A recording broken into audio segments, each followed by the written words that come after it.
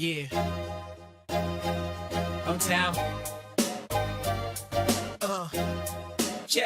Yeah, yo, we kicking it live. Vince and Stevie D, OWSports podcast is the place to be. Bill's Mafia, repping the red, white, and blue, no doubt. With Josh Allen, just stand up and shout. Gang Green, coming with that New York flair. Jets in the mix, you know they taking it there. The rivalry is fierce, but they keep it 100. Legends in the making, pressure never stunted. From MetLife to Highmark, bright lights when the night's dark. Touchdown, dream, steel beams, leave a big spark. Bills and Jets, we clash on the field. But on this podcast, we keep it sealed. Respect for the game, we all in the zone. Vince and Stevie D, we holding our own. So tune in tight, don't miss a beat. OW Sports, where the real ones meet. Sit back. It's OW Sports, the fastest growing podcast about the Buffalo Bills and New York Jets. You get the best takes, the most engaging interviews, and they are always keeping it real. So sit back, relax, and get ready to talk some NFL. Now here's your hosts, Vince and Stevie D. And welcome back to another edition of Official Word Sports. I'm Vince. I'm here with my co-host Stevie D, and he looks to be in that festive season. You see it. You see it. Stevie D, what do they say? It's the most wonderful time of the year, right? Snow trickling down. Well, no, not here in Florida. It is a little chilly, though. How's chilly?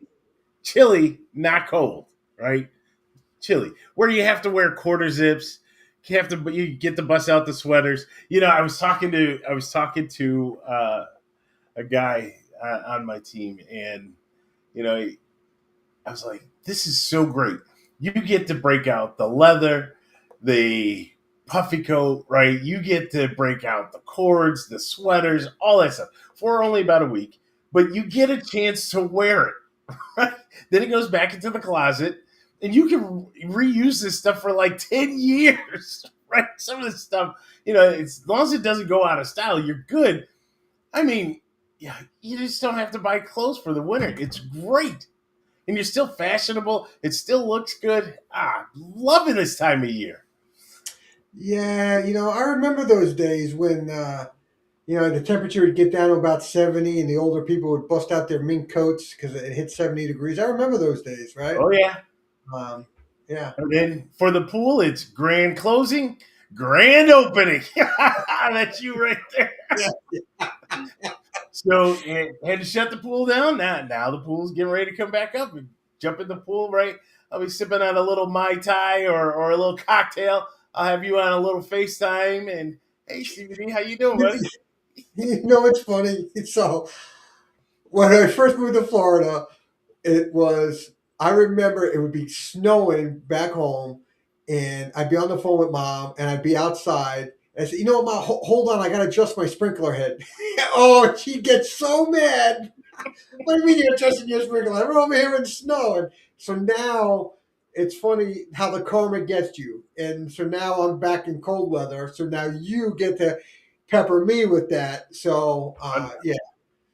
100%. I will be out at the pool having you, hey, Merry Christmas, Mr. D. Oh, man. Because I'm shoveling snow. So we had a very interesting week. Well, before we get into the week, what do you think of the hat? I love it. Right? I love it. Are you an elf? Are you a helper? Yeah, I'm a helper. Yes. Okay. Yes. So you're going to help guide as we move into 2026. Yes. Because obviously your picks, you talk about it, you brag about it, even though I think you had an inside hookup that was giving you information. He's gone, so we'll see what happens. Got rid of everybody. Just literally fired everybody that anybody could have had a hookup on. So, yeah, we'll see. But, Lord knows it's not a genie because I would have had to wish, and I would not be wishing that my team is 3-11. So it's definitely more of an elf and not a genie. This is true. Elf on like a shelf. They say, the elf on the shelf. Yeah. Yeah. All right, elf on a shelf.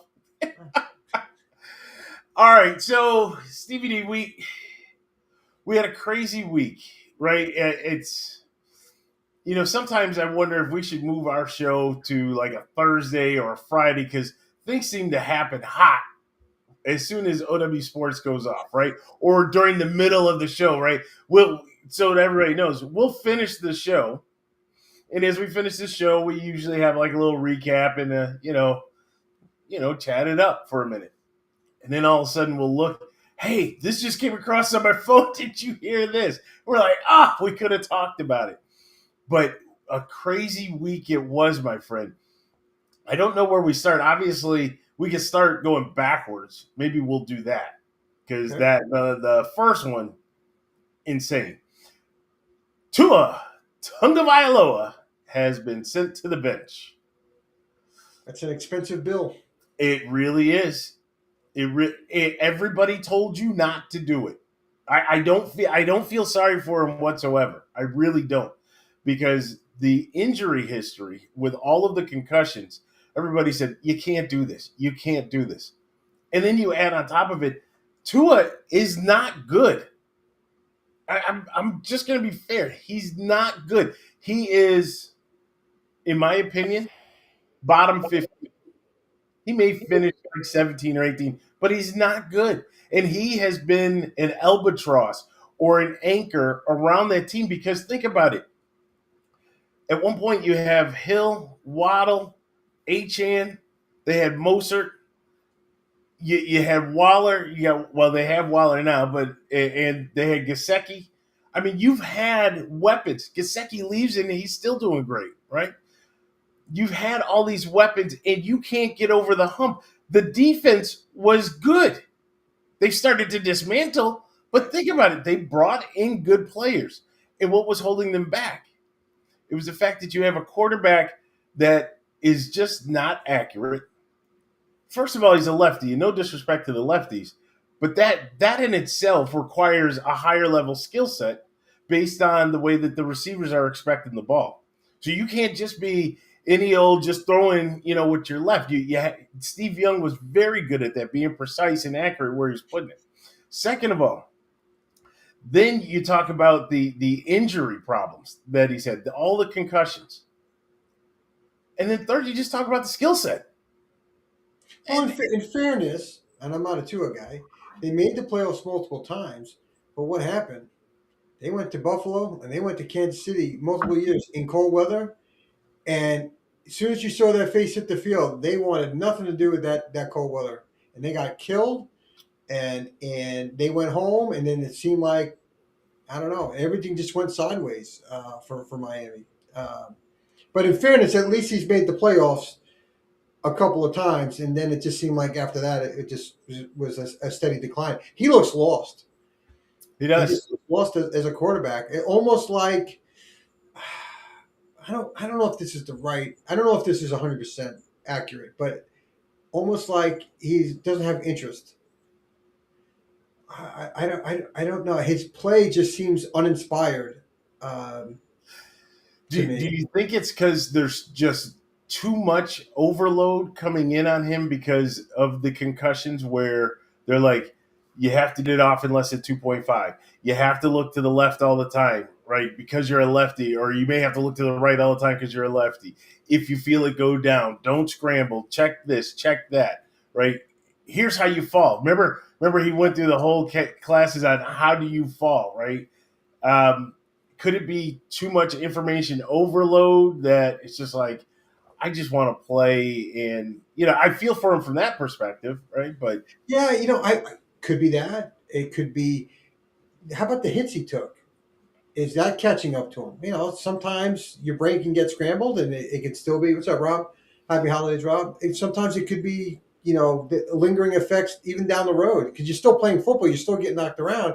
Is his brain still kind of moving inside? And it's what the old saying. I see three. Hey, Rock, just hit the one in the middle. Well, he's hitting to the one to the right and hit the one to the left, and he should be throwing it to the guy in the middle, right? So, but again, in fairness, he shouldn't have been given that contract. At the end of the day, with that money, you left yourself wide open for this to happen. That's right. Because I think a lot of people saw it happening, and now if they were to cut him, I think it's $97 million. If you want to take it over 1 year, it's still $97 million. You could spread it over two with a $64 million hit. next year, and then 30-something million. I think it's not, maybe it's 95 million. It's something like 94 to 97 million dollars is what they would be on the hook for. I don't think you can take it in 1 year. That's catastrophic to a roster. I don't know if you can commit a third of your money to one player that's not on a roster. I don't know how you do that. I think the Broncos did do that 85, right? Was it just With Russell. right? Didn't they do it over 1 year? Yeah, they Maybe took the it's big hit. possible. Because they did dump a lot of big time players on there. I just don't know what other dead money you have on that roster. But it couldn't happen to a finer organization than the Miami Dolphins. There's no doubt. There's no doubt. So Quinn Ewers is now tabbed as the starter. So I will say for any of the Bills fans that were hoping that Miami could ride that 4-game winning streak and beat Pittsburgh and whoever they had, and then coming up to play the Patriots the last game of the season, that you'd have something. Well, now we have Quinn Ewers. I guess if I'm Miami, if I'm Mike McDaniel, if the whole organization, you want to see what you have, right? I think he was a 7th rounder. He was. Yep. Yeah. So, not that right. You have Purdy in the 7th. You have Brady in the 6th. So, I mean, not that you can't find somebody to become your quarterback. I wasn't a Quinn Ewers fan to start with. Yeah. So, again, outside observation. Yeah, honestly, if they're eliminated from the playoffs, it sounds like they are with that loss. So that's They why are. they move.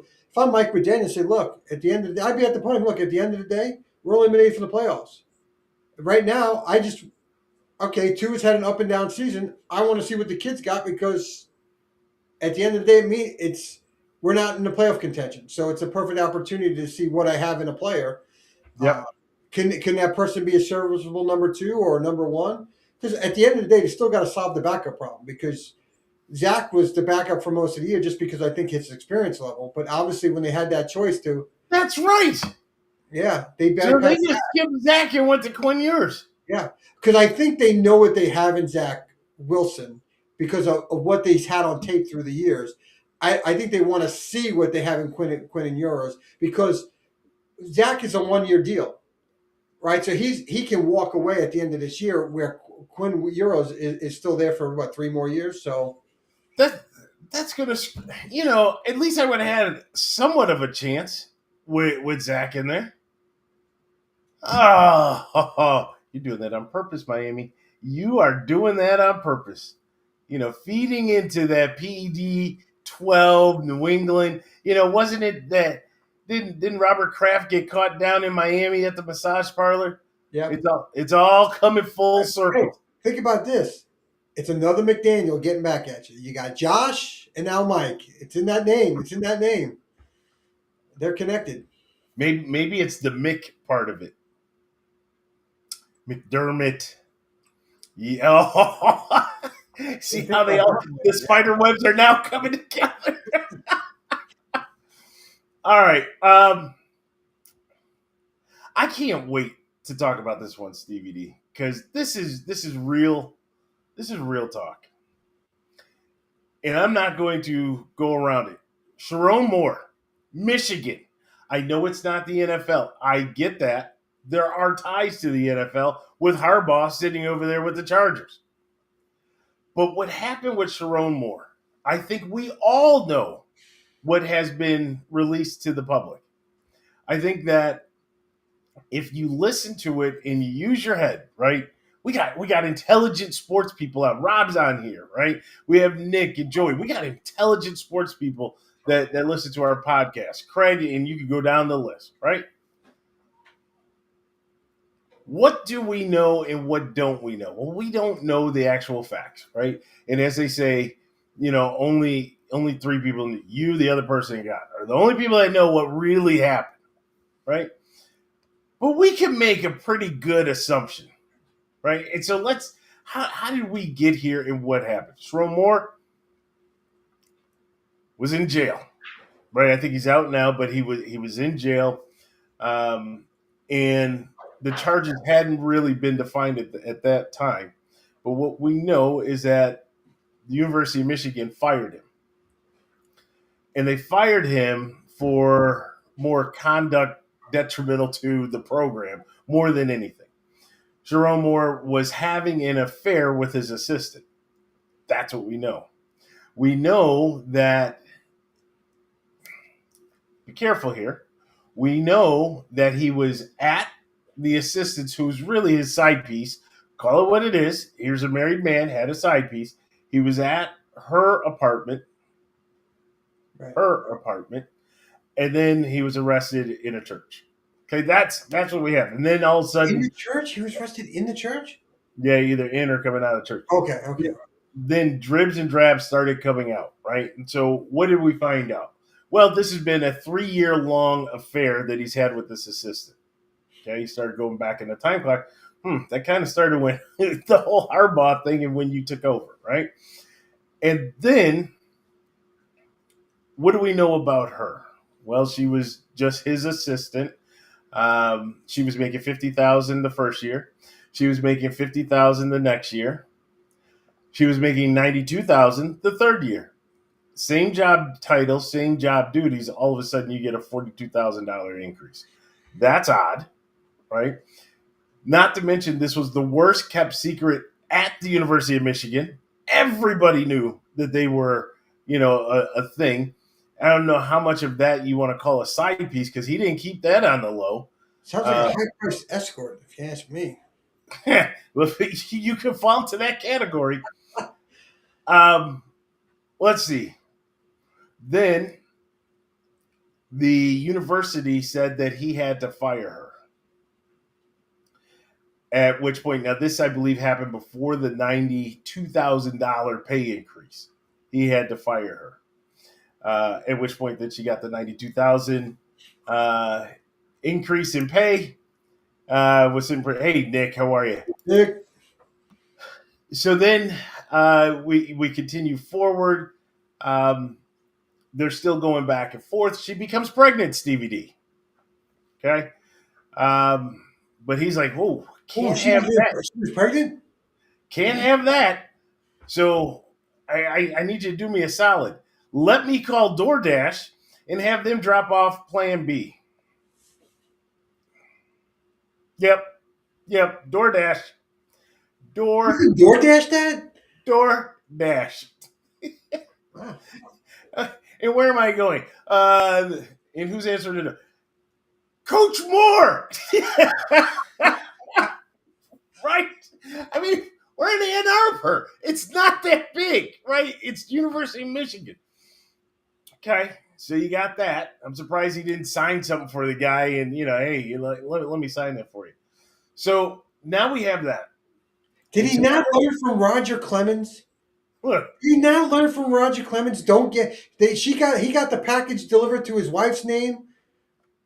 Mm-hmm. I mean, what are we doing here, people?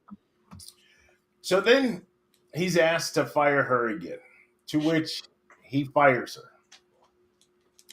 But she's keeping receipts, as they say, and I think figuratively and literally. So she's got text messages, emails, pictures, receipts, the whole nine. Goes to the Board of Regents there at the University of Michigan. The University of Michigan says, now, actually, hold on. I jumped ahead. Michigan loses to Ohio State. Key point. Michigan loses to Ohio State and really gets drubbed in that one a few weeks ago. Now they say fire her, right? He goes through and he fires her. She comes back with the receipts, just what they're looking for, because they want to rid themselves of anything that is Jim Harbaugh related back to the NFL. They want to rid themselves. Plus, this absolute disaster of a head coach, a clown of a head coach. I think that's it, right? They were a way to void the contract without paying anything, without firing them, to get all that free money back so they can move on a different direction. Absolutely. Not have to go. You're exactly right. I think it was a $54 million, termination type buyout. They don't have to pay that. University. Smart by the university. And so now he's gone. So then what happens after he's gone? Then he goes to her house. Now, supposedly, Stevie D, okay, and this is, Hallmark, you better be on your job because I expect to see this in a movie because he's in there with they said with butter knives. What are we doing with butter knives, Stevie D? Is it a fake break-in? Oh, well, yes. He was charged with breaking and entering. And if you believe, Stevie D, that a man who's making millions is going to let his side piece, who he just gave a raise of $92,000, pay for her own hotel or her own apartment, to which he doesn't have keys to and is probably under his name, that is not breaking and entering. But he did break in and enter and grabs butter knives, Stevie D, butter knives. What are we doing here? He did have He scissors. had a roll. He brought some rolls, and he was going to butter a roll. It's so you're right. C D E F G. Actually, Nick, I know a way to get out of the whole situation. You got a wife. Don't do it. Yes, there you go. Novel concept. Don't have to worry about it. So they did say that he had a pair of scissors. Okay. So yeah, you saw that about the dollar signs for sure. So now we have, threatening his own life. And he says, if I'm going to go, you're going to go. You ruined my life, all this kind of stuff. No, bro, you ruined your own life. Do not put this on anybody else, right? You ruined your own life. You had it good, right? I don't like to bring race into our podcast, DVD, but there's very few black coaches in college football, especially talking about the power conference. And you were handed this on a silver platter. Michigan is not like Indiana or Northwestern or wherever. They are big time. Michigan, Ohio State, that's it. Right? Penn State's second tier. They used to be with Paterno. Second tier. So I don't even put them in there. Michigan is still top tier.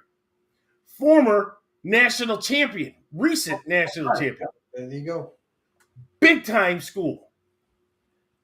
And now you're giving this in honest. I mean, they just handed it to you. You can recruit. You had the number one recruit in the nation coming to you. So you know how to recruit. You ruined your own life. Not anybody else. You did.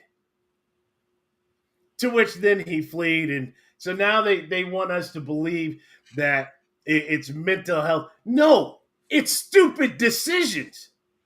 It is stupid decisions. And then you felt the pressure because you made stupid decisions. Not to mention what starts coming out after this. Supposedly, now this we don't have a whole lot. But what we do know, you are right about that. It's a soap opera called The Big House. What we do know, Stevie D, is that at halftime of a Michigan-Ohio State game, at halftime, he was trying to hook up with an OnlyFans model.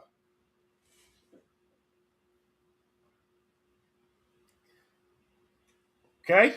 Now, I know this is kid-friendly, so, for anybody under like 16, earmuffs, right? Just close your ears, all right?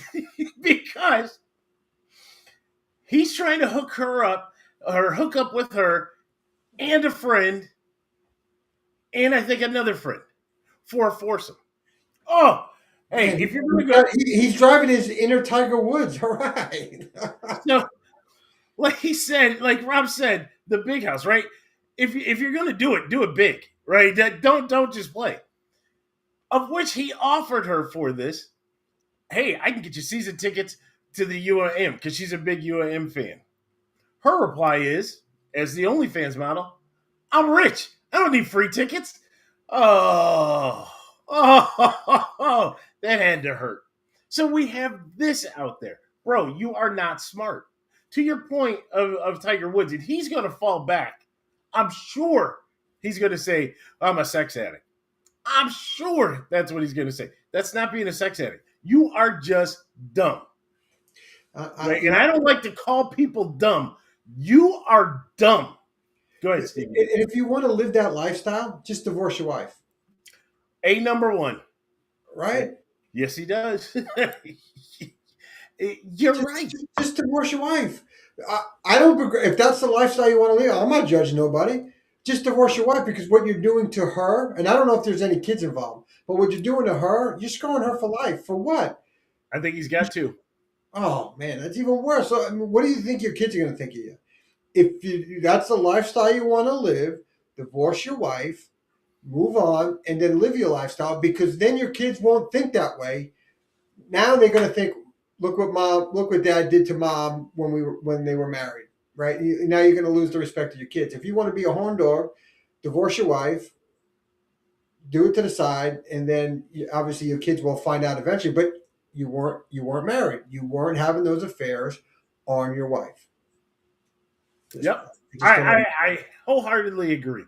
Wholeheartedly agree. Now, we'll wait to see what comes out of this. So the whole breaking in that half the charges he's been way overcharged, right? Way overcharged. Not that I excuse any of the actions, but I think he's been way overcharged. I do think that he'll beat most of those. They're going to get him on something to Well, set I him. think that's the University of Michigan. Hey, Michigan Police Department. Hey, look, we just got to get all these charges. We'll just make it up, right? Just make it up because I want to get out of this $54 million contract, and I need you to help sell it. Yep. Right. Yep. And that's a lot of money. We'll make a small donation to the PBA. Blue lives matter. Blue lives matter. I'm talking about Michigan Blue. So, we'll see what happens coming out of that. It's just a mess. And then I guess the cherry on top for this week, I don't know how true this is, and damn you AI, because you really are starting to screw around with stuff. You too, Adobe, in this Photoshop, screwing around with stuff. There is a photo of he and his wife at dinner. Now, I don't know the timing of it. I don't know. I mean, that could be from 2 weeks ago when he still was employed. It could be 2 hours ago. I don't know. If it is true, and I kind of wish it is for his sake, because if she can forgive him and he can work on himself and he admits to his wrong and his wrongdoing, maybe what actually happened is a kind of an epiphany for him, and he has almost like a come to Jesus with himself, and he becomes a better person. If that's the case, to the whole family dynamic, right? You're there with the family, you're there able to support. Problem is, you're no longer making that 13, 14 million a year. And I mean, we've seen the likes of Rick Pitino and Bobby Petrino and some of the others, Urban Myers, and all these other coaches Lane Kiffin, that have gone through things like this. And we see where Lane is, we see where Bobby Petrino is, right? So there is a road back, right? There is a path to redemption. I think if he does the right thing in the public appearance, the public, what do they call it? Not a public appearance, but if he's able to show remorse and that I made a mistake, and he's able to maybe work it out, well, even if he doesn't make it back with his wife, he says all the right things. He's empathetic to his wife and how he made a mistake, and he does things in the community. People do get second chances if you do the right thing. If you don't say the right things, then I think the second chances are much harder to come by. You may get it at smaller universities because they'll take you and pay you nothing to take advantage of your knowledge to build a program, but obviously you want back at the Power Five. So, yeah, I think it's going to be a tough pill to swallow for the missus. I think she's embarrassed. It's really tough, and maybe she will forgive because of the young children. And what they have to go through. So if you stay together, maybe that helps the children. I don't know how young their children are, but maybe that helps them out. But so let me throw you a conspiracy theory. I like to wear the tinfoil hat a lot, right? In this age that we live in, again, younger kids, earmuffs here. I know where you're going. Well, in this age that we live in, right, things have changed over the years, at least what I see. Too much gray in the beard, right? Back in my day, right, this stuff never would have happened, But now you hear about these polyamorous type relationships, open marriages, all that kind of stuff. We don't know because he's a relatively young guy. His wife is relatively young. I'm not saying that they were going to Diddy parties and having a freak off. Not to, even though, is that some baby oil that you got back there, Stevie D? You got some baby. Is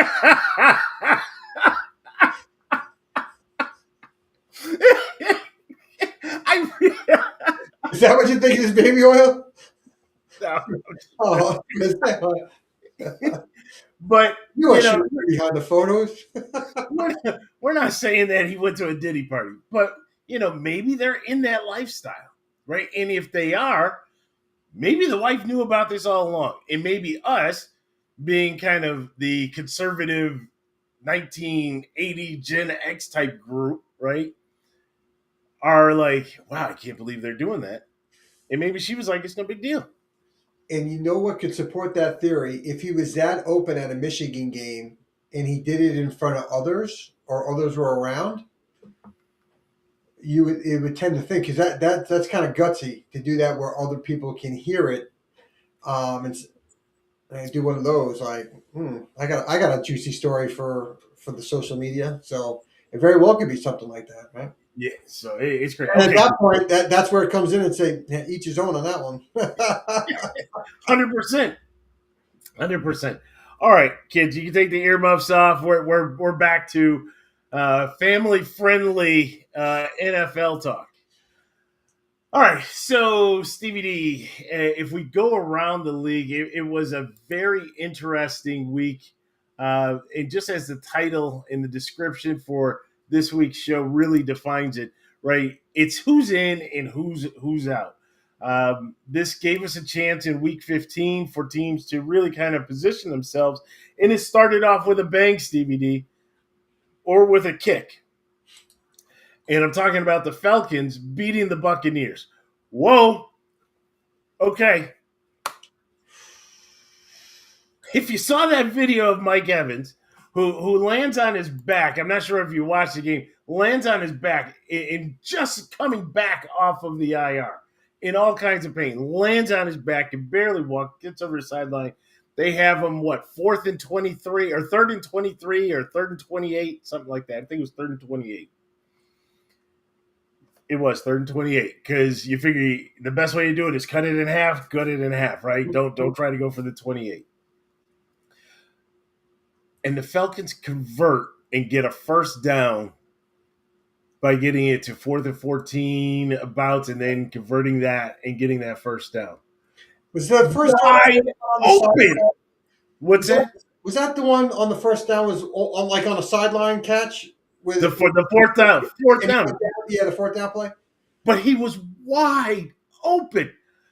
I don't know if the DB slipped. I don't remember if the DB slipped. But, I mean, now, those in glass houses shouldn't throw stones, I guess, maybe, because my Bills have had their fair share. Stephen Baker, Super Bowl 25, right? And you allow those things to happen. But still, you had it right there. It was for the taking. You needed it, and you blew it. You blew it, which allowed, now that puts the Carolina Panthers in the driver's seat, Stevie D. Well, they got to play twice in 3 weeks. But Carolina didn't help themselves either. Exactly. Yeah, that's exactly right. So, with the Panthers sitting in prime position now, they know that the Buccaneers have lost. The Buccaneers are now 7-7. They're sitting at they're 7-6, not 6-7, Stevie D, not 6-7. They're 7-6. But even at 7-6, you're playing the Saints, a 3-10 team, I think, at the time, who now have just become the Giant Killers. The Giant Killers. Yeah, you took down the Bucks 2 weeks ago, and now you come in. And not that the Panthers are any big team, but still, they got something to play for, something that they never imagined. It's right there, Stevie D. The Saints walked it up. You had to lead late in the fourth quarter, 17-10. Oh, by the way, I'm drinking a little coquito. Happy holidays. Yeah. So if you see me starting to sweat up here, happy holidays. I need my smoking jacket, get a little pipe going on. If I would have known it was this kind of party tonight, I would have made something over there. Happy holidays. We'll be singing Christmas carols. Don't make me go back to the episode when you were half in the bag down that one night. That was crazy. Man, I didn't realize that I started moving around. Whoa. Well, when you put it in a big jug. Sweat was all coming down. I thought I put a lot of ice in there, but I think when it first hit, you know how it instantly melts the ice? Yeah. So I just kept pouring it and I'm waiting for it to, I made a mistake. That's why they have the measures, the pours.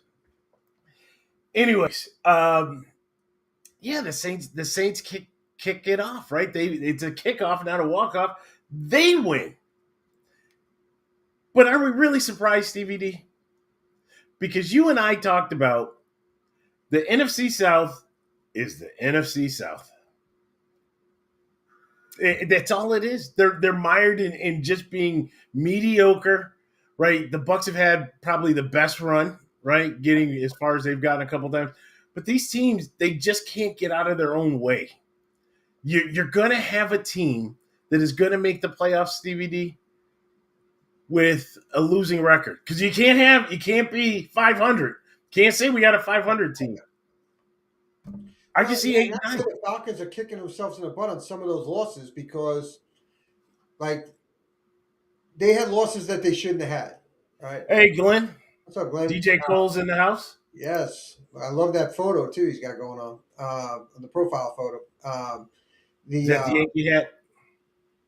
No, I think that's his mixing. He's mixing there. Oh yeah, for sure.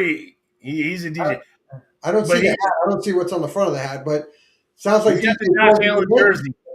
He's got the Josh, but he is always rocking a Yankee hat. I thought you saw that. But the Falcons got to be kicking themselves in the butt because 8-9 can take the division, and they blew some games that they should have had. I know they won a game or two, like against you guys, that they shouldn't have won, but they did. But they're in a spot where they could have won the division 8-9. They let some games get away. So shame on them. But, what's interesting, we got to do something, Glenn, right? Because if Nick is on here, as I digress from football, because now it's got me going here. Now that the can is open, the Mets are signing all the former Yankees. You cast-offs. What are you doing over there in Queens? They just got Luke Weaver today, and the Yankees are just hanging out. Like, okay, we'll wait for all the free agents to sign. We're good. So what leads me to believe, you hear it here first, the Yankees are going to make some big-time trades to improve the roster because there's no free agents left except for Corey Bellinger. And I think Corey wants 7 years. And the Yankees. I think Yandy Diaz is a free agent. Who? You talking about the batting champ in the American League from 2 years ago? Who? What did he do That's last right. year? Hey, he was 300. He was like 297. Huh. Okay. You never know. Maybe he will be. Is he a free agent? But he's way too expensive for Tampa. That's for sure. All he wanted was $6 million. Whoa, easy, buddy. What do you think we're printing money over here? What's going on? Yeah. So the Yankees are angering me right now because we're just staying pat. We got nobody in the bullpen except for a closer. So we need like 5 relievers to fill out the bullpen, and I don't know what we're doing with position plays. But anyway. Did you hear Todd Bowles' rant? Like, Todd Bowles is pretty funny. Every once in a while, he can drop a bomb here or there. But this is one of those tirades where he was calm, cool, and collective. He wasn't like Jim Mora that did playoffs. Like, he wasn't adamant like that. But when I first watched the video, I had to watch it carefully because I thought it was AI driven because Todd is not that way. He doesn't drop 12 F-bombs in 3 sentences. So I really thought it was AI driven. I literally was going to post back, can you guys please stop posting these stupid AI videos? Because I honestly thought it was fake. until I watched the NFL Network and Colleen Wolfe brought up the interview and talked about what he said. I said, oh my God, that's real. That is so not Todd Bowles. Now, what I loved about it, because that's not who he is, if that doesn't wake up the clubhouse for the next 3 weeks, hopefully it has that effect for Tampa Bay where they can finish 2 out of 3 or a 3-0 run to close out the year. Because I was just shocked with Todd Bowles because he's not that way. And so Hey, he was calling people out without putting names on it. You knew exactly who he was talking about. I mean, it was bad. It was so bad, though, Stevie D. Think about this. 3rd and 28, and then it goes to, 4th and 14. Now, your defense gave it all up, so that's going against the coordinator. You are the defensive coach, just like McDermott, and I hold McDermott accountable. Todd, you do need to be held accountable for this. But you gave that up. But think about really, it's more than the 3rd and 28. It's Baker's performance. It's the offensive game scheme and game calling when you get into that 4-minute huddle or that 4-minute drive. They really didn't feel. I don't feel as though they thought that Atlanta had anything to do as far as trying to come back, even though Kyle Pitts just absolutely abused them.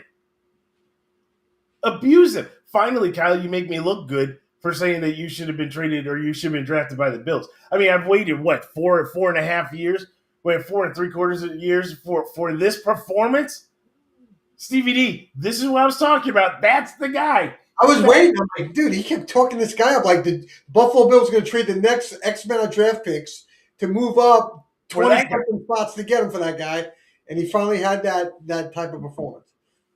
All it took was Kirk Cousins. Let that sink in. All it took was Kirk Cousins. What did Rob say? Rob, curious CVD, what's the vibe there at KC? Oh, hold on, Rob. Rob, don't jump the gun yet, right? That's the next one coming up. All right. Well, let's just finish with this, right? Yeah. Oh, yeah. Let's just finish with this because we got a lot of people want to know about this, right? So we have with Mahomes being out, Kelsey retired at 26. That Jets-Chiefs game at Arrowhead next season. Yes, Kevin. Yes, without a doubt. This is a very true statement. A very true statement.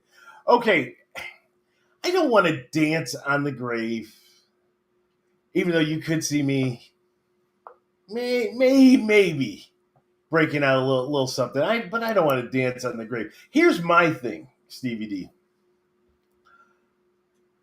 I would have, no matter what, and obviously I want the Bills to keep going to the pinnacle. Not going to talk about it, but I want them to get there.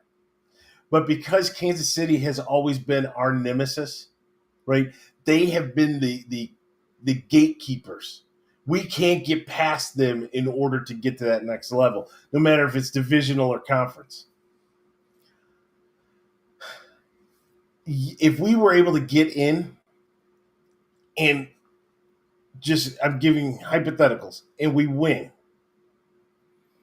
I would be happy, but a part of me would still have that void because I'm going to be on the defensive now because I know that there's going to be people out there that are going to say, you got there because they didn't make it. Go ahead. Okay. I hear you, and you should never feel that way. Nick Wright, the columnist guy, well, not columnist, but radio personality, Nick Wright, said that and said there should be an asterisk against any team that the Chiefs are there. Okay.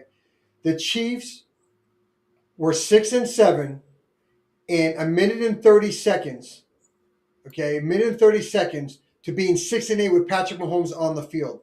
They were not good enough to make the playoffs. So Nick Wright and all the people that feel that way, your team was not good enough to make the playoffs. So that is, you have to throw it out the window. This is not the Kansas City Chiefs that won 5 games that they shouldn't have won the year before, or the Kansas City Chiefs, that dominance those 5-6 years prior. This team had cracks in the foundation last year. that the GM and head coach did not fix. You should have seen the cracks. You thought you could run it back with generally the same team, and you fell on your face because you're a 6-8. There was no guarantee that Patrick Mahomes would have got them in field goal range there to even just have a shot to tie the game because they're a 6-17. Just because Patrick Mahomes has the name doesn't mean you would have got him in field goal position there at the end to tie the game. You're a 6-8 team. You're a 6-8 team. You are not worthy this year of the playoffs. So for anybody, in my view, to say that are idiots. Seriously, are idiots because they were not a playoff team. If you want to say they were 9-6, or well, maybe it would have been 9-4, 9-5, and then Mahomes got hurt and they missed the playoffs, I could say you could have an argument because they were trending towards the playoffs. The quarterback got hurt and whatever. They were 6-8. 6-8. You have what some people consider the best player in the game, the GOAT is what they're calling it now, which he's not a GOAT, but he's a very, very good quarterback, obviously, multiple championships. It's a sin that they cannot protect him. That offensive line is atrocious. And you have the biggest asset in this team's history, and you can't keep him upright. If you look at how many times he's been hit, pressured, in the last 2 years, number 1 in the league. The Chiefs, and look, they got lucky last year. They lost this year, right?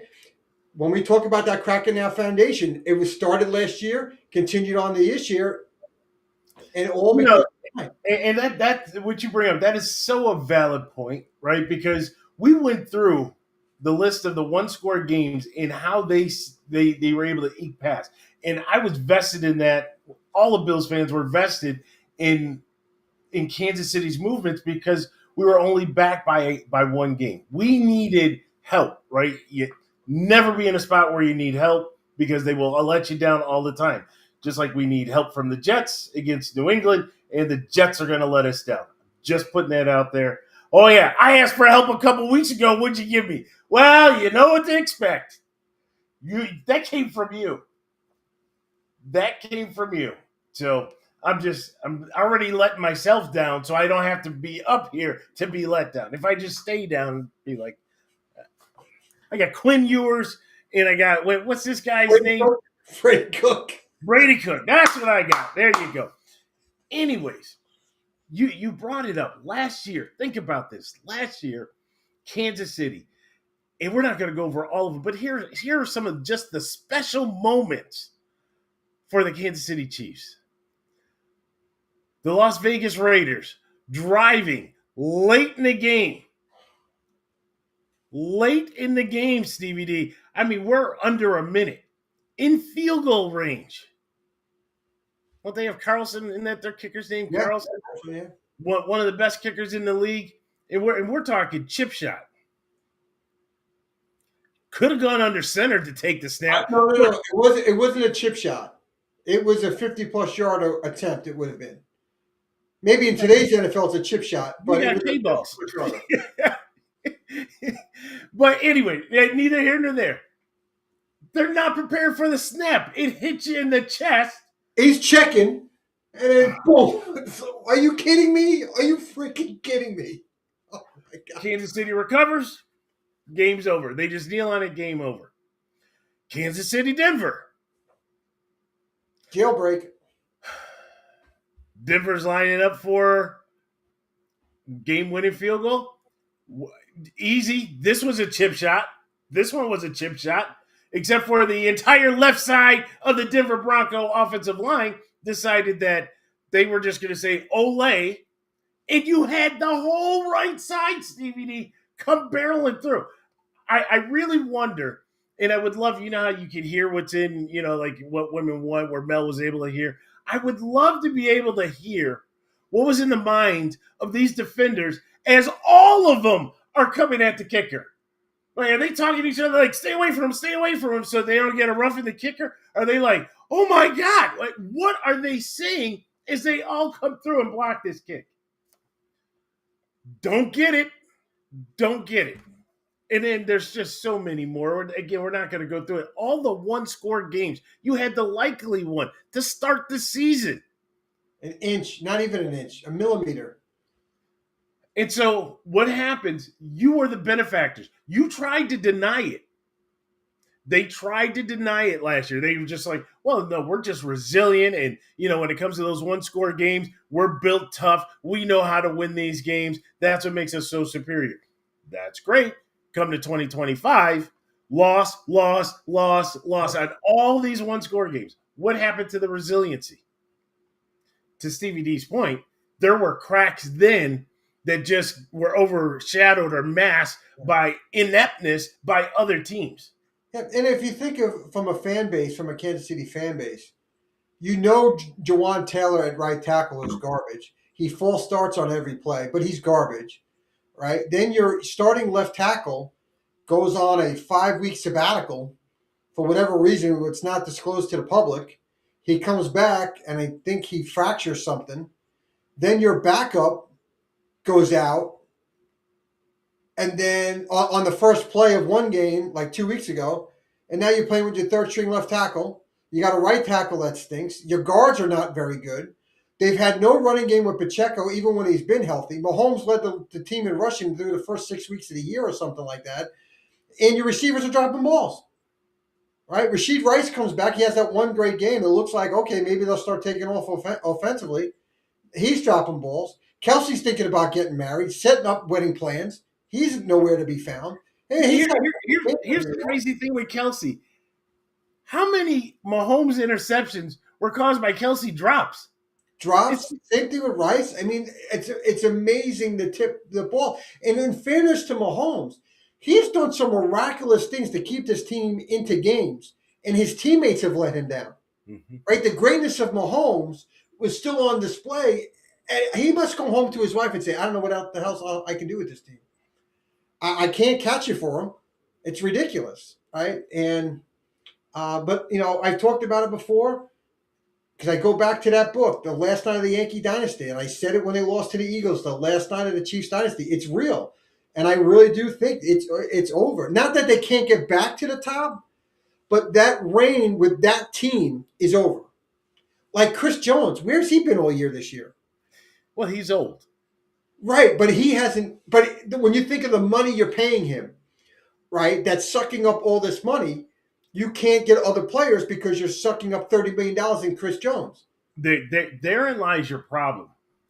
I do believe that the leadership that put together the core of that Kansas City Chiefs team is not there. They're not there. And now the people that are making the decisions either don't have the same hunger to do what it took before to get certain players in place to negotiate these contracts. And you're seeing a difference in the quality of what's being put on the field. I also think that there is some truth to this, that your winning created complacency. And so that, again, going back to that hunger, are you out there truly scouting to every corner and every nook to try to find those guys? Are you really devoting that amount of time into an Xavier Worthy to say, is he really the guy? Or are we only enamored by what we saw on NFL Network where the guy ran a 4.22? It's interesting. It's an interesting point you started to make, complacency. I have to go back to the Yankees of the 90s, right? They won in 96, and they were amazing in 98, right? They had an amazing record. David Wells, the pitcher, was unbelievable in 1998 for the Yankees. Unbelievable. Cy Young candidate, just was dominant. They traded him in the offseason to bring in Roger Clemens in 99. They traded their best pitcher at that moment in time. Everybody, I love Andy Pettit, but David Wells, who pitched a perfect game in 98, was awesome in 98, was awesome in the playoffs. They traded their best pitcher for Roger Clemens. And when you talk about complacency, George Steinbrenner said it. Sometimes you have to make people uncomfortable to know that when you're on a winning team, if you're not going to perform, yes, I will trade the best player on the team to make sure you understand I need your very best or you're gone. It angered a lot of Yankee fans to get rid of David Wells to bring in Roger Clemens. I look at the Kansas City Chiefs. You keep running it back with generally the same players into that complacency, right? Because Chris Jones has not had a good year. George Kalafdis, the linebacker, George, has not had a good year. There's been infighting with that defense with Tranquil and Chris Jones. They haven't been on the same We page saw that. We saw that in what? That was game. Was early. that? Yeah, week 2, week Something 3. like very early on, right? They had it on the field. They talked about it on the sideline. There's definitely they're not right, and it all came ahead this year. That led to 6-8 because when you think about outside of Rashid Rice, they've had injuries, but it's not like you until now, right? I don't count now because Mahomes is out, but if Mahomes is there, Kelsey's there. I think Hollywood Brown missed some games, but James Worthy has been there pretty much. Yeah, Pacheco's been hurt, but every team has some type of injuries, right? And you have depth. Defensive side of the ball, I don't think they had injuries on the defense side of the ball, and they just have not been in sync defensively. And look, Rob asked me the question about Kansas City, the pulse of Kansas City. In fairness, I want to answer his question. I don't. It's not like I talk to everybody in Kansas City, right? But at work, I will say, as soon as they lost that game, I have a group chat at work, and they all like to give it to me with the Jets. All like to give it to me, the Jets, all the time. As soon as they were gone, I let them all have it. I said it to this way: the New York Jets want to welcome the Kansas City Chiefs to Aruba to watch the playoffs for the 2026 playoffs. And that's what I said to them. And it was like one guy wrote back right away, says, well played, because you've been dealing with it all year. Well played, right? And so they like to give it to me out here. But the mood is always stink, right? And it's almost like They're spoiled. yes. They are spoiled and entitled. They feel entitled. Well, I think we saw that with New England, right? When New England started did. going off the rails, right? You're so used to winning and being the darlings of the league, and now you're not. I think Kansas City. I do think they have some of it, but I think they were influenced. Think how bad New England has been for this league, because I think they were influenced by Patriot fans, and they were like, now that they got on their run, they were like, hold my beer, and now it's starting to come back, right? Okay, so it's funny you mentioned this. This is not scripted, by the way. I happened to be in Boston last week and heard quite a few people talking about laughing at the Chiefs. They're thinking that they're the franchise, that they got the GOAT. What GOAT? He's no GOAT.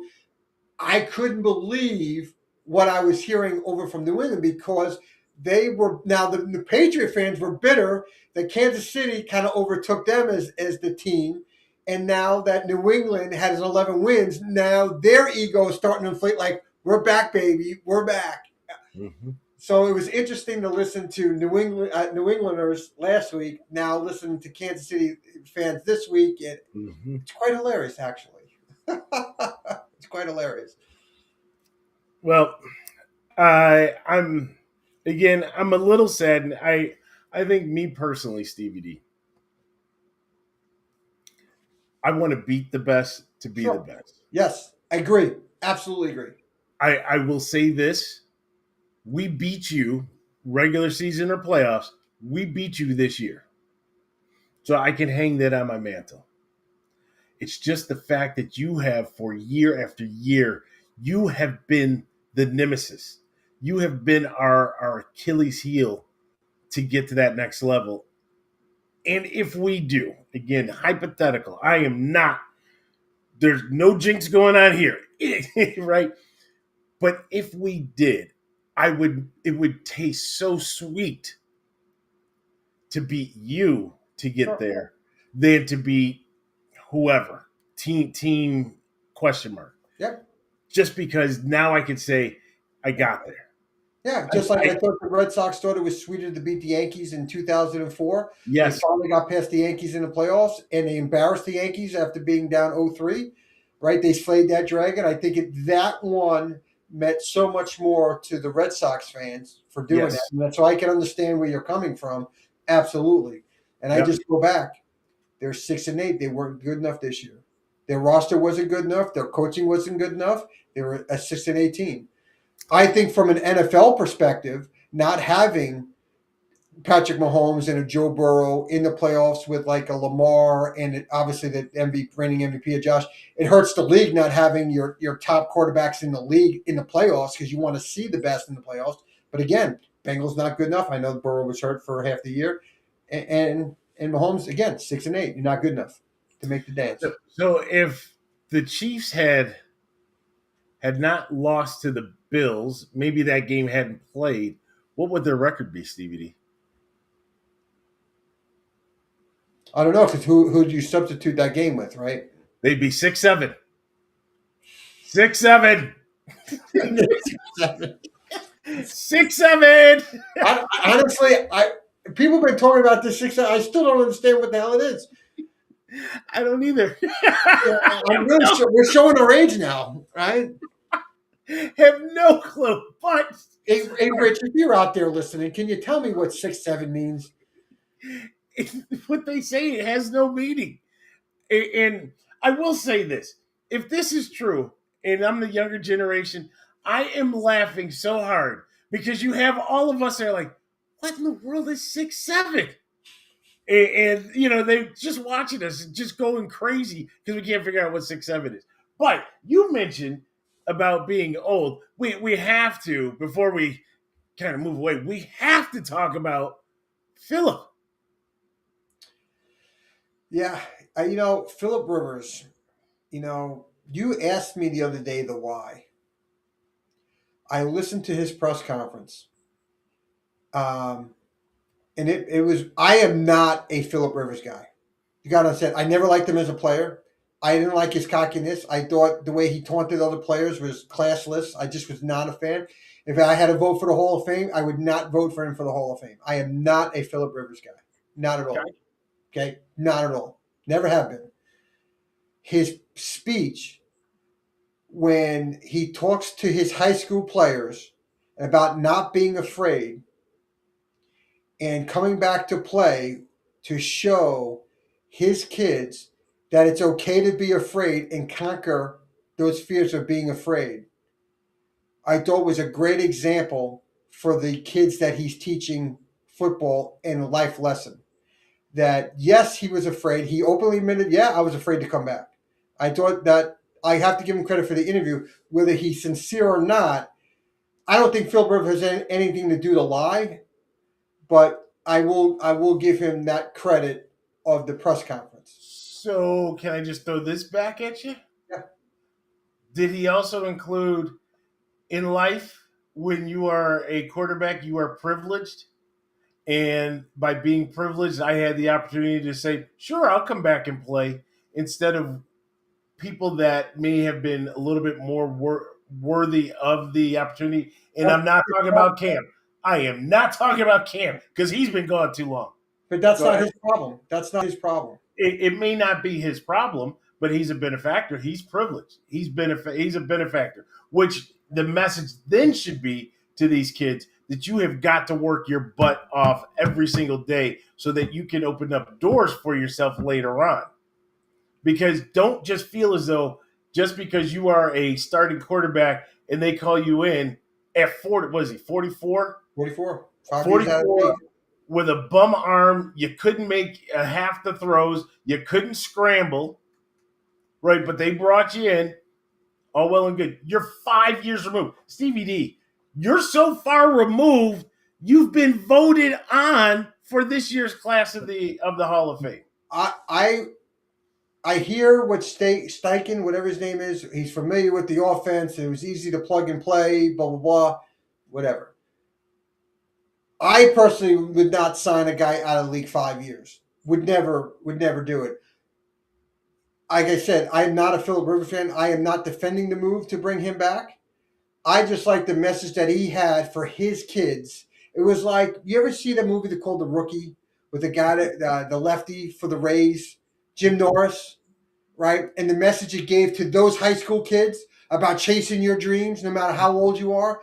Like, what a message he did for those kids for the Tampa Bay Rays, right? And I look at it the same thing. The message that he was giving those kids, that it's okay to be afraid to go after it. That's the message I like. From an Indianapolis Colts side, I don't know what you're thinking. And people are saying, well, he played well. What game were they watching? I saw a quarterback that barely got some throws off, that barely got it out on an out pass.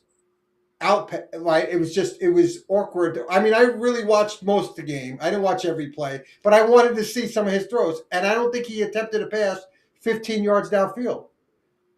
Right? So unless they're going to say, well, he's just coming back. He's got to loosen up the arm and maybe next week. But if I'm the defenses this week, like, I'm playing up. And here's the other thing too. Go ahead, start Phillip Rivers.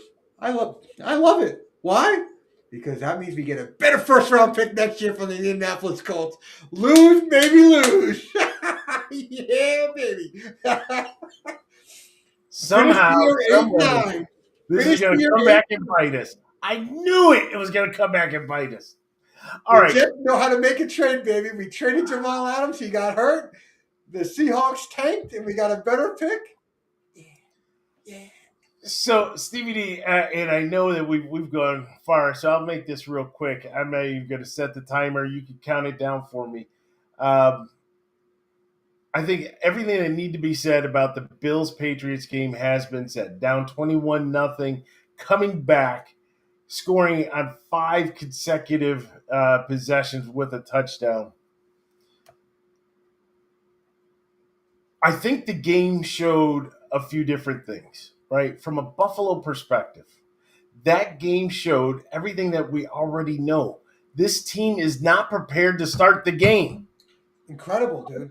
They go into halftime week after week, make the adjustments, shut down the other team, and then hope that they have enough to be able to to take over the lead and win the game. It's happened way too many times, right? The first time, maybe the second time, you say, "Oh, this happened again."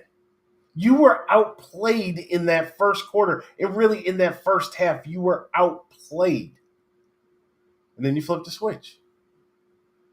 Last year, I said play 60.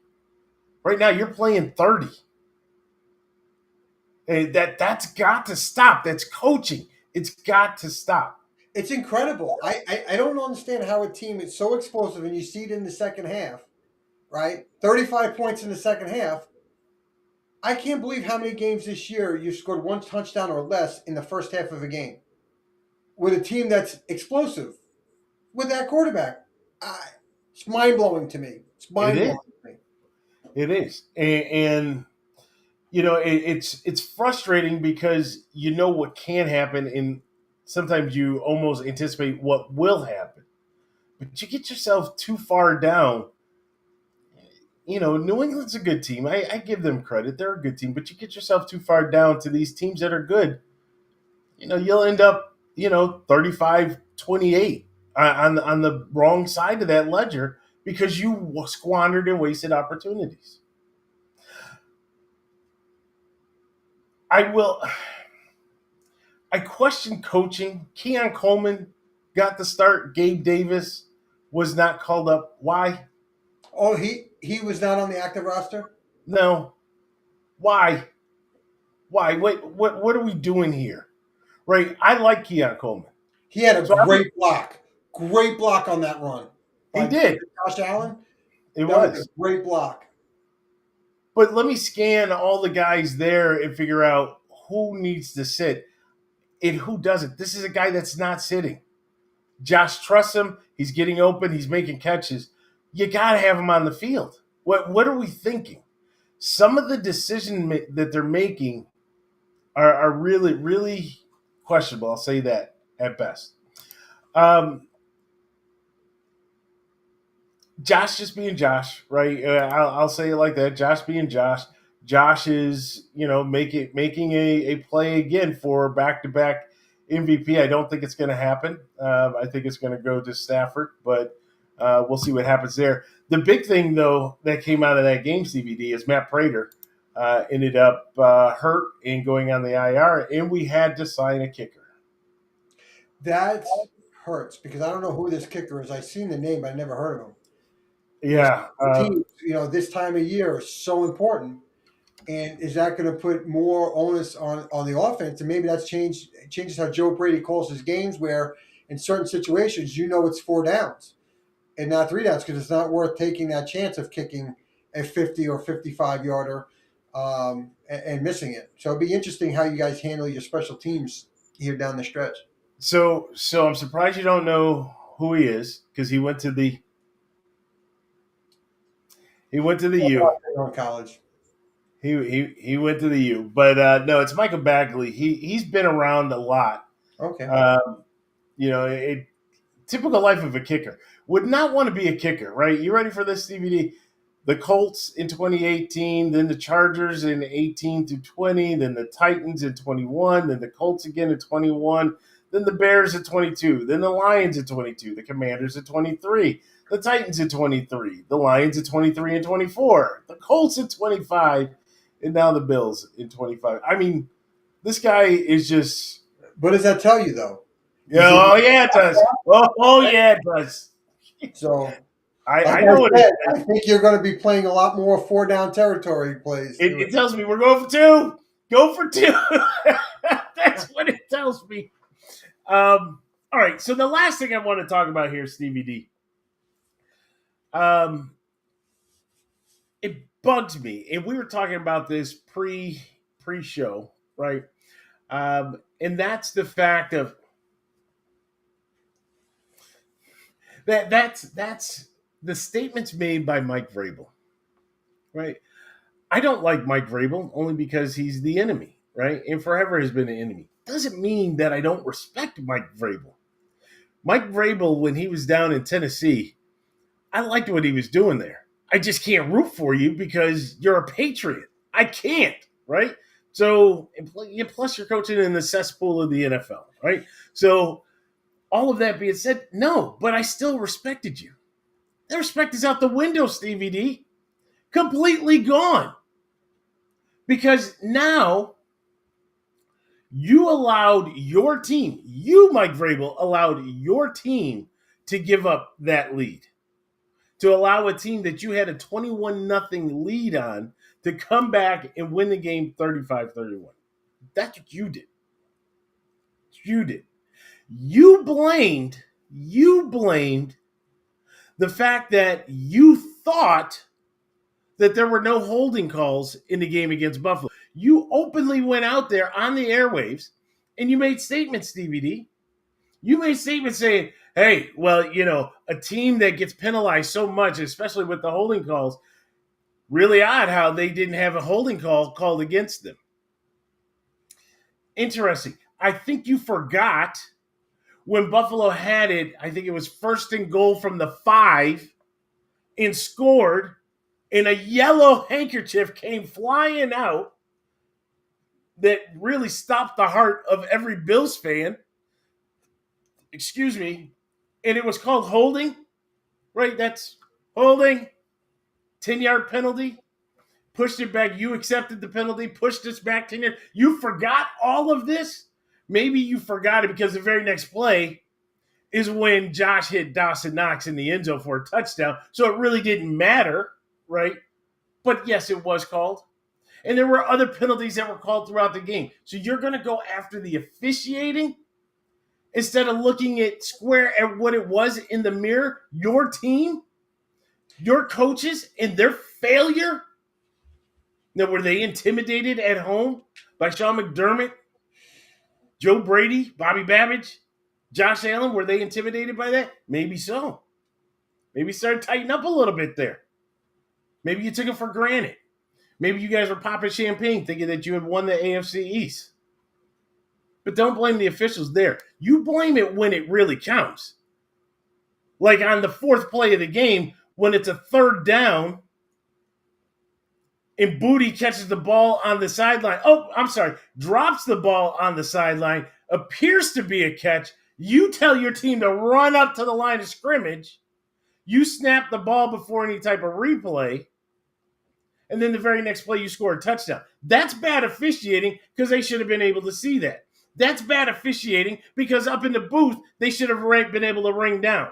That's bad coaching by Sean McDermott in the Buffalo Bills because they should have challenged it. That was a third down conversion on a drop pass that we all could see. So if you want to question the officials, make it sure you're questioning in the right direction. Don't question on the holding call where there were holding calls. And that in itself, Stevie D, is where you start to lose the respect. Yeah, I told you. I think it sends more so publicly that you're not holding your team, yourself, and your coaches accountable for allowing a 21-0 lead to evaporate and losing 35-31 at home. When you're going down, if that was week 3, I think I'd be a little bit more tolerant. You want to blame the refs. When you are 11-2 at that moment, now 11-3, and you're going to the playoffs and you're positioning yourself, I'm putting my players, my coaching staff, and myself on notice that we cannot, I'd be at the point of, we cannot give up a 21-point lead at home in December. Can't. We all have to look at ourselves in the mirror, including myself, to figure out how we could have been better to stop that team in the second half. Because this game was too important to lose.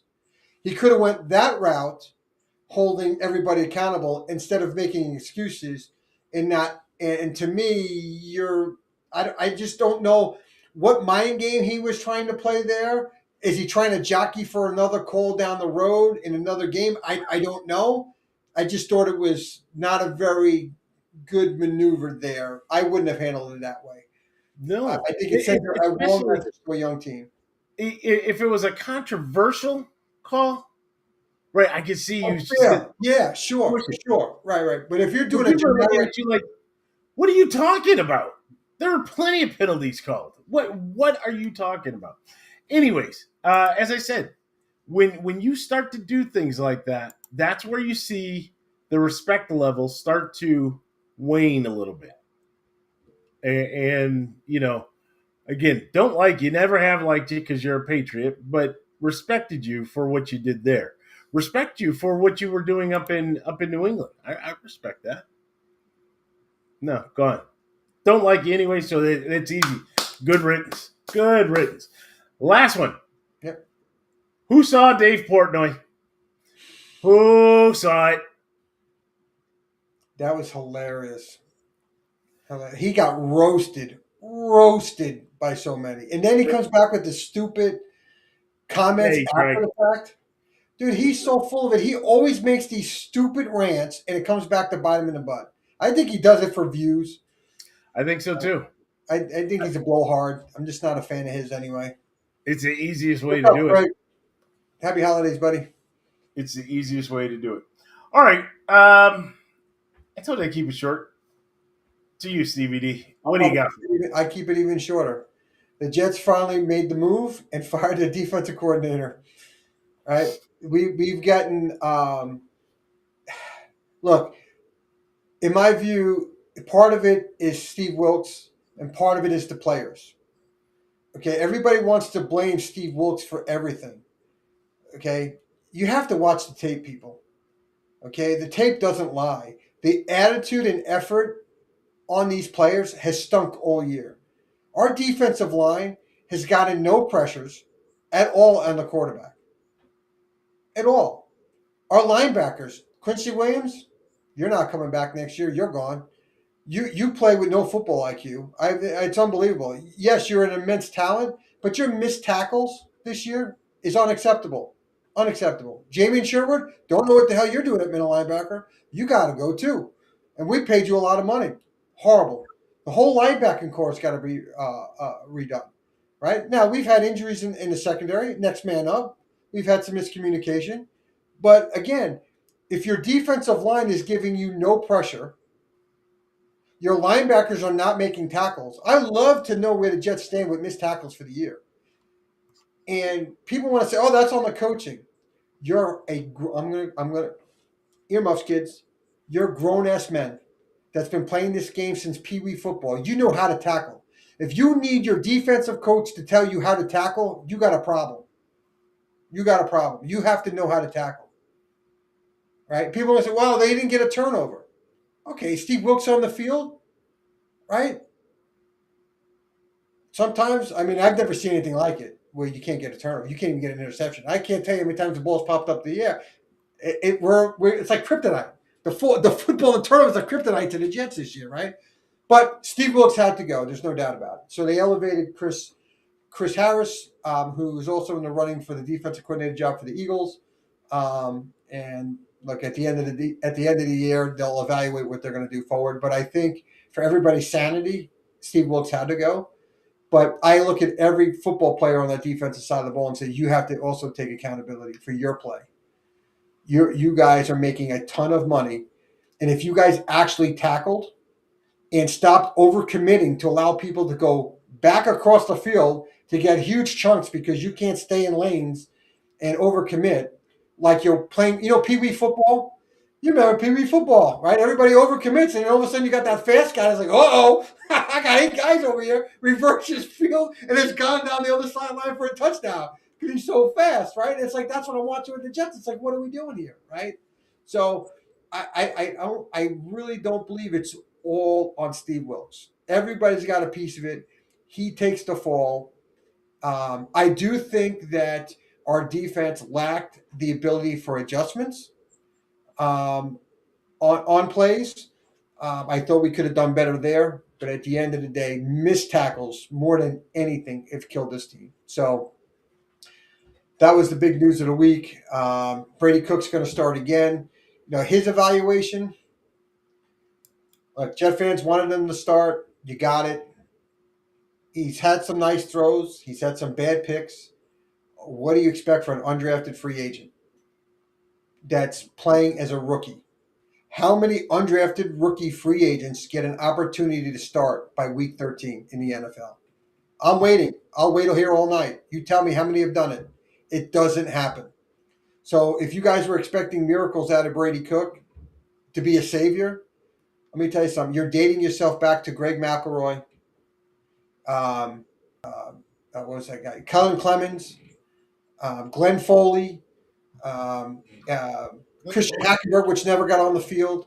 All of these quarterbacks, and Christian Hackenberg was a second-round pick, but all of these quarterbacks that everybody says, oh, you got to give him the chance. He did good in the preseason, and they got their chance for the Jets in the NFL, and they couldn't do anything.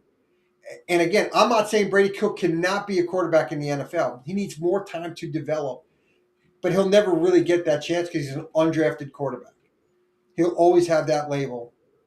And again, I thought there were some good things out of Brady Cook. Our receivers actually caught the ball this week, where I thought the week before they really let him down, where I thought we could have had a better offensive output if our wide receivers actually caught it. But Mike Pagel, wow. Yeah, I mean, Pagel, wow, you're going into old books there for the Cleveland. I think that was like Cleveland Brown quarterback. Craig, you have to be careful. Sometimes we want to err on the side of anonymity. We don't want to age and date ourselves. So when you put a Mike Pagel out there, but it's the truth. Sometimes you when you're so desperate for a quarterback because your organization has not produced a quarterback. I've used this reference before. You're so thirsty you'll drink the sand because you think it's water.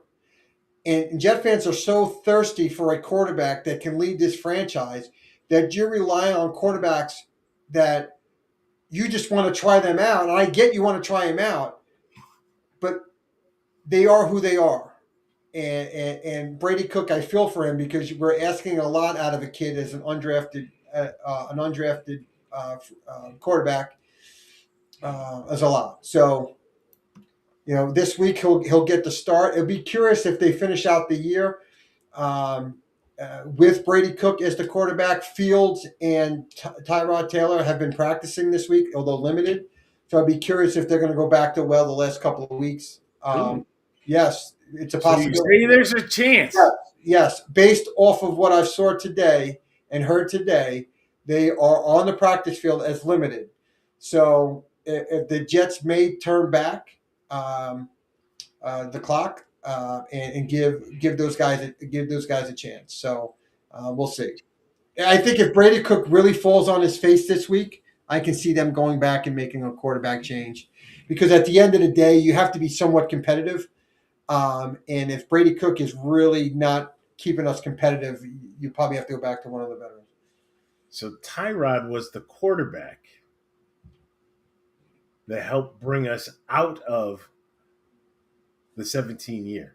Tyrod could be the quarterback to help propel us to The division. another AFC East. Oh, don't let me down, Green. Don't let me down. Well, All I right. can tell you, if anything, I want that game, because anything we can do to knock off the New England Patriots, I want that game. I don't care about draft positioning. I don't care. I want to beat New England. I want to hurt them, not player wise. I want to hurt them in the standings.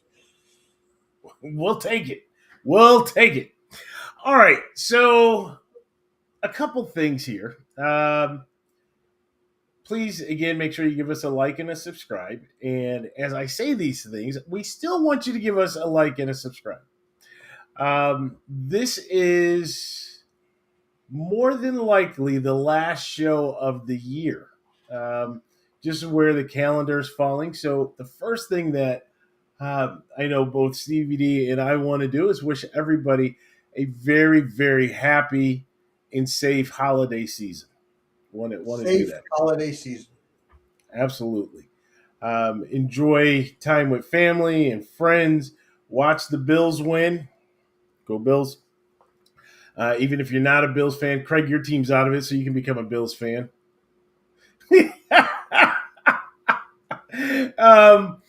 But yeah, just enjoy the holidays. Enjoy the time that you have.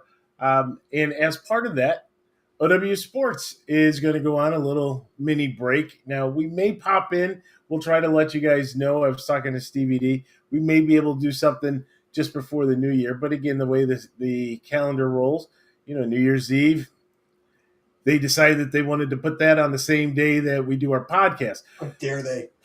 We had no control. We had no control. I don't know who to call. We need to call somebody. But next year, it will be different. I guarantee you that next year will be different. And speaking of next year, Stevie D and I are toying around. We're going into our ninth season. And Stevie D, do you realize, based on the number of shows that we've done, we should be in syndication. And so we should be good, right? We should be able to start collecting these royalty checks. And I haven't seen any of those come in. So if anybody can help us with our royalty checks, right? We may even do the PBS fundraiser. So you'll see, we'll have a bank of telephones behind us, we'll give you some good content. And then, you speak to one of the telephone operators, right? And even for 50 cents a day, you can help out Vincent Stevie D. You'll hear those messages, right? But no, in all seriousness, we are toying around a little bit with the content of the show. We love, with everybody that's been on, right? Craig and just Nick and Alex and just everybody. You get to Joey, and then it comes to the band. Rob, we play with you with the band. We love you. You're a dear friend to the show. We wish much success to Cover 2, your podcast, and all that you guys are doing there. But even with that, right, we're looking to change some of the ways, the format and the content. I think it's time for a change a little bit too, right? We are OW Sports, and so we're gonna drop some nuggets. We're not going to release everything, right? We want to leave those breadcrumbs out there, keep you guys yearning for more as we get closer and closer. But more than anything, as I started this whole little rant or just diatribe, as I went on, I do want to wish everybody happy holidays to you and your family and nothing but the best. And we can't wait to see you guys in 2026. Stevie D. No, it's the truth, right? Happy holidays and happy New Year. For folks that may be going to New Orleans, I hope to see you over there in New Orleans this weekend as the Cola family. Wow, that was shocking. I was a little nervous on that. And so I'm going to give you some New Year's. That was for the New Year's. I love it. So we're excited to go there to see the Jets in New Orleans. And so I've been communicating with a few people on Jets Hangar about the game. And so if we see, hopefully we get to see some Jet fans out there and root our team on in person in New Orleans. It's just hard to believe that we're just a couple of weeks left in the regular season.